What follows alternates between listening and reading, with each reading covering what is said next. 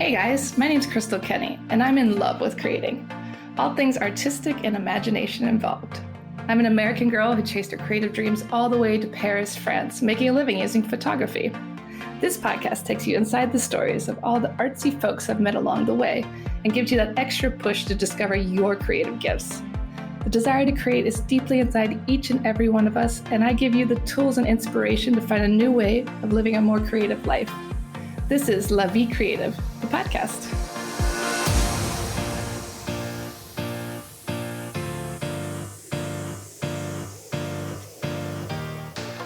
Claudine Hemingway is a descendant of famed writer Ernest Hemingway. We bumped into each other at a party and decided to team up and dive deep into French history, but with a twist, by bringing a spotlight to those lesser-known creatives in France. This is History with a Hemingway. Welcome back to Paris History, Avec, Hemingway, and today we are talking about Place de Vosges. Now, I'm sure you've seen this place, you've visited, it's very well known around Paris, and I'll let Claudine take it from here. Yeah, Place de Vosges is one of those really beautiful little spots in Paris. It is built on what was the former Hôtel des Tournelles that was built in 1388. Louis XII died there in 1550. And later, Francois Premier and his mistress lived there for a short period of time. When he was staying over at the Louvre and Fontainebleau. He'd leave his mistress over there to come visit her. But Henry II used to keep his mistress, Diane de Poitiers, there for a while. But an event was held on June 29th, 1559. It was a jousting tournament that was put on to celebrate the marriage of Elizabeth de France to Philippe II, who was the daughter of Henry II, and Marguerite de France, and also who was his sister, was also marrying the Duc de Savoie. So it was a big, huge party. Henry II decided to take part in this jousting tournament with Gabriel de Lorge Montgomery. The king was raised up his joust, and Gabriel ended up coming towards him with his jousting stick and ended up getting him right on the edge of his eye. But a piece of the wood broke off and got into his eye, and he died. The king died 12 days later on July 10th, 1559, because he basically got sepsis from the piece of wood and killed him. Hate when that happens. Yeah.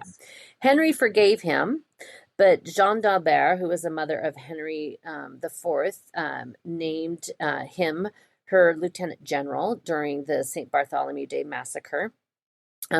He ended up being able to escape Saint-Germain. They fled with Henry, the Duc d'Angoulême, who was the illegitimate son of Henry II, but he was enemy of Charles IX. Charles IX, of course, was the son of Catherine de Medici, who the two of them were in cahoots to basically call the St. Bartholomew Day massacre, which we should do a whole episode about that just because it's pretty horrific. But they put a bounty on his head because Henry II now was dead, even though Henry, forgave this guy, Catherine, because she was so evil and vile. She decided no. So in 1574, she got her final revenge, and he was in Dunfort. He was captured when his army was overtaken. At the Conciergerie, he was charged with lèse-majesté, which is attack against a sovereign. He was tortured and beheaded on the Place de Grève on June 26, 1574, as Catherine de Medici watched. Why is not all of Paris haunted? There should be ghosts. Yeah. Alexandre Dumas wrote about it. He wrote Les Deux Diens after Henry II's death, and has a little bit about that.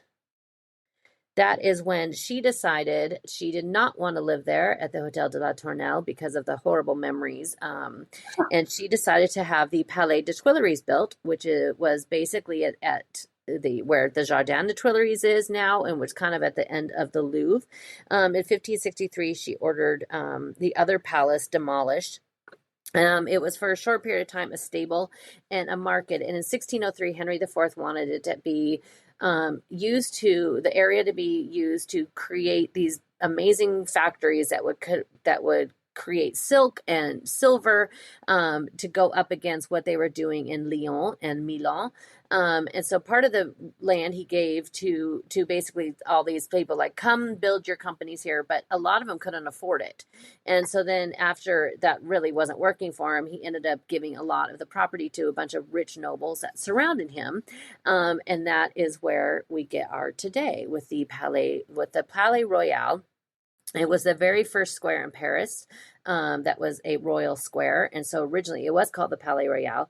It has 36 pavilions, 9 per side. Each one of them is identical. But if you really look at them, and especially at the very top with the windows, a lot of the windows are different. But it's still the whole thing. There's so much of alike that it is alike that you don't really notice unless you really look at it. It doesn't really stick out. The King's Pavilion is on the south side, and the Queen's Pavilion is on the north. It was inaugurated under Louis XIII and Anne of Austria in April of 1612. And in the very center is a square Louis XIII. It was created in 1639, and there's a statue in the middle of it that was originally destroyed during the Revolution, but it was replaced with the current statue by Charles Dupétry. He also did Jean-Pierre Cortot who also copied it. He did a fountain that was inaugurated on November 4th, 1829. But the funny thing about this statue, when you look at it is here he is on this horse, but the horse in the very center underneath the horse has like a stump. And basically the stump goes up to his belly of the horse, and it's because it's stone and the belly started to crack and droop, so they ended up basically just creating this thing that's almost like a crutch but looks like a stump of a tree. So it's very funny to see, because it's like, what was the horse just walking and decided, I'm just going to stop here and rest my stomach. The Place changed names many times from Place Royale to 1792, when it was the Place des Ferrières. In 1800, it was named the Place des Vosges, which was proposed by Lucien Bonaparte, who was a minister of the interior and Napoleon's brother. Vosges was the very first department in all of France to pay taxes to the new French Republic under Napoleon. So that's why it's called Vosges? Yep. Yeah. Well, that's kind of boring. It's not very sexy, but... Yeah, the first taxpayers? Phew. I know, but then it changed again. It was in 1814, Louis XVIII named it Place Royale again. In 1830, Louis Philippe called it Place Royale des Vosges. 1848 was Place des Républiques. And in 1871, it finally changed back to Place des Vosges, and that's where it stayed. They couldn't make their minds up. No.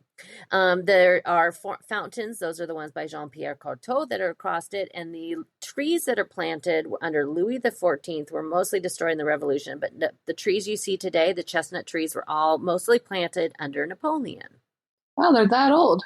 Yeah, but a lot of it in the 19th century, it really started to fall apart because before that, it was, all of these members of the court of Henry IV. And then later Louis XIII. But then it started to kind of fall in disrepair, which is also about the same time that Ile Saint Louis that we talked about a couple weeks ago started. So I think all of those people were like, we're out of here, going to the island. But at number 1, when you stand in the very center of it and you look south, number 1 is the Pavillon de Roi. It is the highest of all of the buildings. It in 1605 was done by Jean Robelin. And also with the amazing carpenter Gilles Lered. They created the facade and all of the elements inside of it. Henry IV never lived there. He died in 1610. None of the royals lived there, even though it was called Place Royale and Palais Royal for a period of time. Not a single member of the monarchy lived there. On the Pavillon de Roi, you do see a bust of Henry IV on there that has a little bas relief. And in 1781, Francois Leroy, who was a dentist, lived there. He must have been a very wealthy dentist. I love that no royalty lived there. No, but right next door at 1 Bis, which when you see an address on and it says BIS, it's basically kind of like 1.5, or it's kind of like they ended up moving it, so maybe there was 1 and then 3, but then they're adding a building in the middle, so they just called it Bis. It took me a very long time to find that information many, many years ago. But in this building, this is where another lady we talked about, The Marquise de Sévigné, she was born there on February 5th, 1626. She is the one we talked about that was the woman of letters. And those were the letters she wrote to her daughter that basically document that entire 17th century period of time of France. But she was born there, and that is where her grandparents lived. Huh. It's very cool. In 1705, the Marquise de Dagnoux was a writer and a close friend of Louis XIV, lived there for 10 years. And in 1909, Paris singer, whose mother was Isabelle Boyer, who we will talk about here in a couple of weeks, he was the 22nd child of Isaac Merritt Singer. And if you maybe hear that last name, you think, hey, aren't there Singer sewing machines? Which is probably exactly what you're thinking, Crystal. He was incredibly, incredibly wealthy. At one point, he also had a child with Isabel. Wait, the 22nd child? 22nd child. He also was married to Isidore Duncan. They had a child together. But Isabelle Boyer, he was also married to. In 1909, Paris Singer lived there. But they were extremely wealthy. His father was the one who created the Singer sewing machine, which is still a huge company today. At number 3, right next door, Coulanges also owned this one. This was the Société Anonyme de Union Centrale de Beaux-Arts. Since 1939, it still is there today. Right next door at number 5, Louis de Rochechouart raised and built this and had it rebuilt under Jules Cousin in the 1887.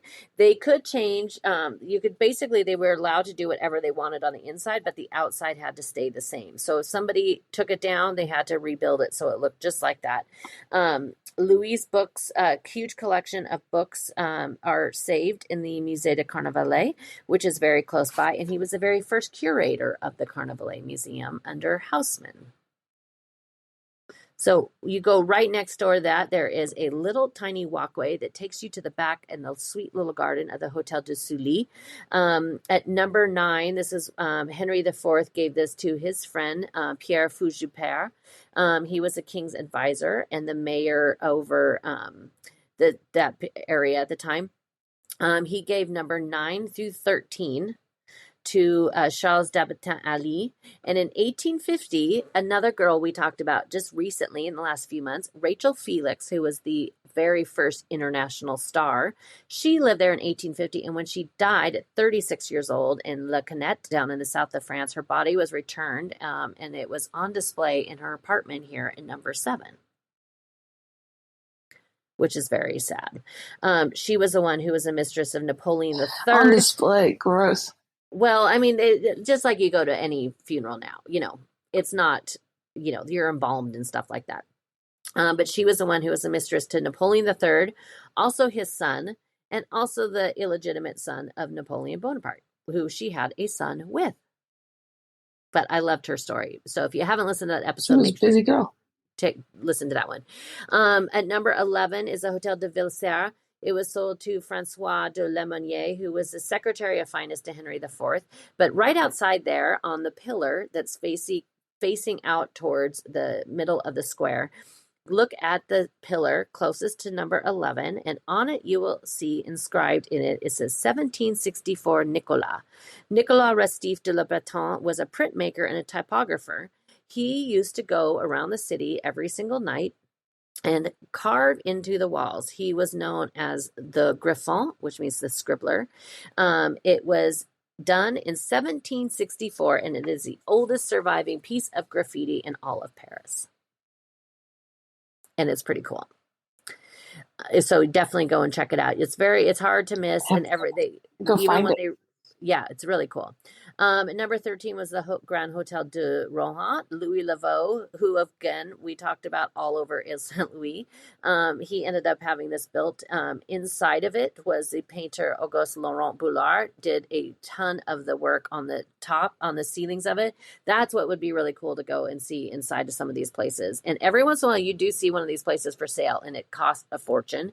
But it would be really cool to see some of those ancient ceilings, but you can see some of them now somewhere else. which I'll tell you about. And number 21, the Hotel Cardinal Richelieu, but he never lived there. His brother-in-law did, the Duc de Richelieu. His great-grandnephew also bought it for a period of time. He lived next door to the Prince de Guise and ended up marrying his daughter.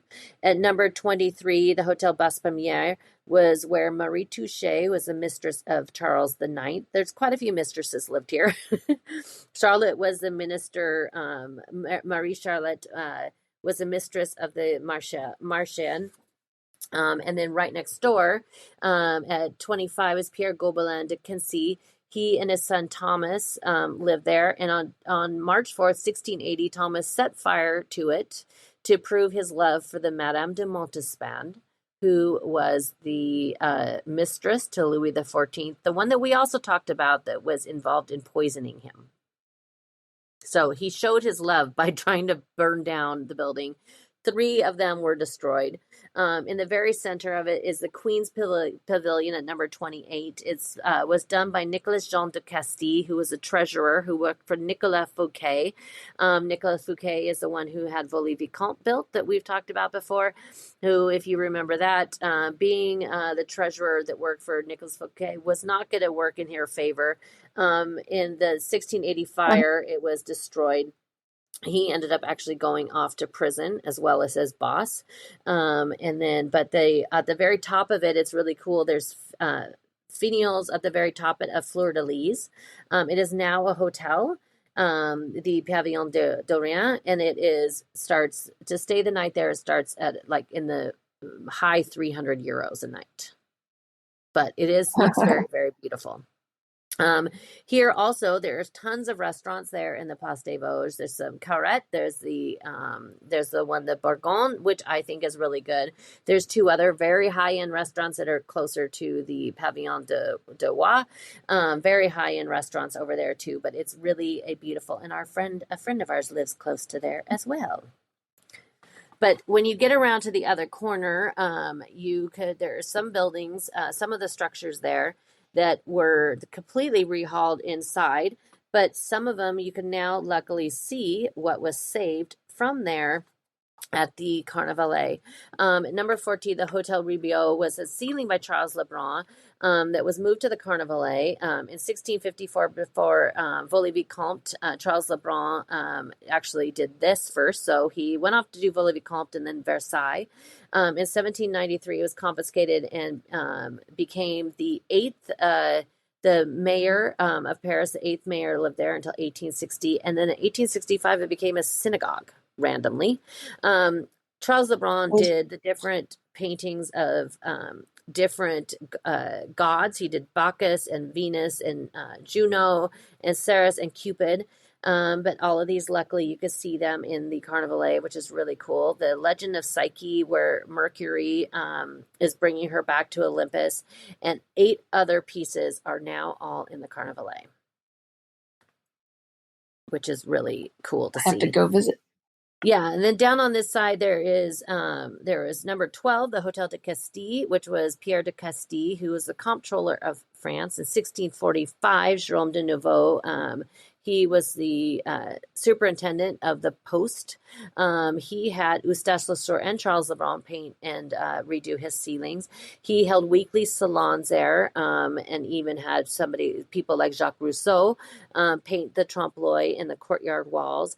He ended up giving the whole thing to Marie and Jean Dangot in 1694. And in 1854, the city of Paris took it over and destroyed the entire inside of it and turned it into a girls' school. And we have none of that anymore.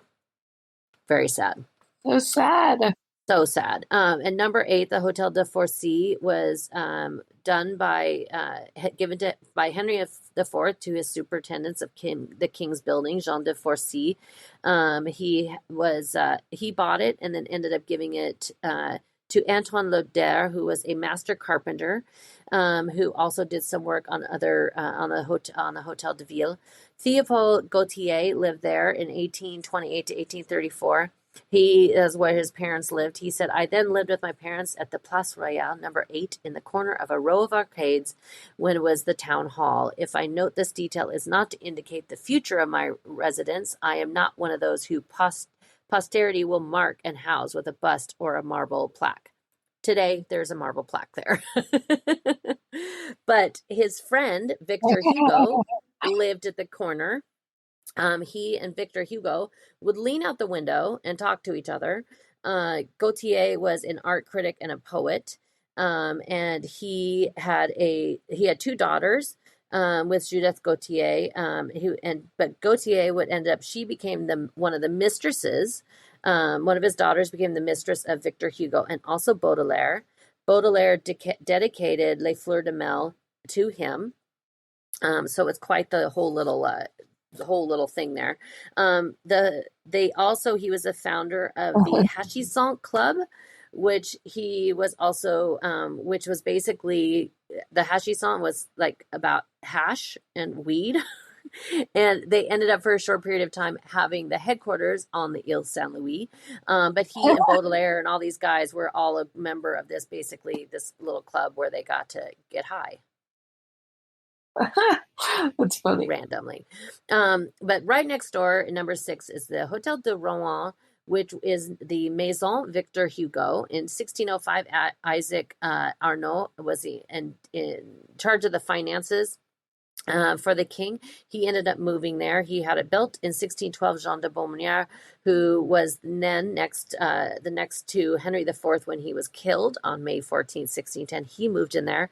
On July 12, 1832, Hugo signed the lease there. He lived there from 1832 to 1848.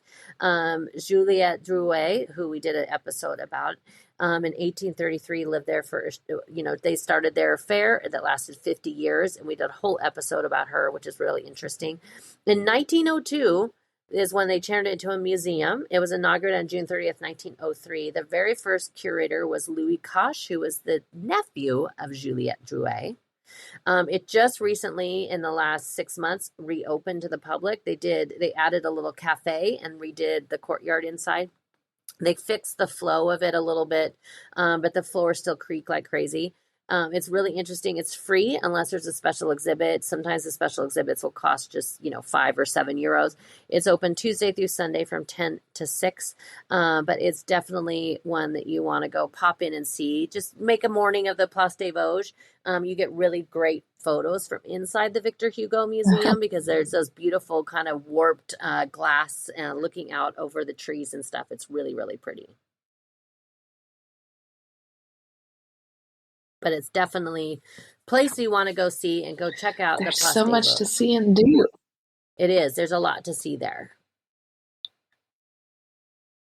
Definitely. And now they can listen to this podcast and go relive it all. Go walk around on your own. Yeah, listen to it and walk around, guys. Have some lunch. And tune in next week for our next episode. And don't forget to check out ClaudineHemingway.com.